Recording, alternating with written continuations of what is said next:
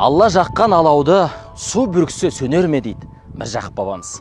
Қараңызшы, мына жердегі мешіт, спорт комплексі, қыздардың оқу корпусы, қыздардың жатақханасы, ұлдардың оқу корпусы, ұлдардың жатақханасы, мына жердегі ғимараттың барлығына қаншама адамдар үлес қосты. Бірақ сіздің үлесіңіз бар ма жоқ па мен білмеймін. Бірақ үлес қосқандар отты. Бұл жерден жыл сайын ұстаздар, білім алушылар шығып жатыр. Білесіз бе, дәл осы жерде 1000 бала тегін білім алады. Тегін білім алады. Оған халықтың үлесі болып жатыр.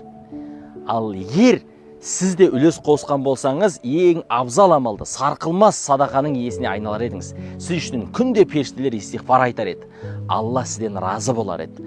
Ал Алла сіздің өміріңізге, бақытты болуыңызға, ризаңыздың артуына жәрдемдесер еді.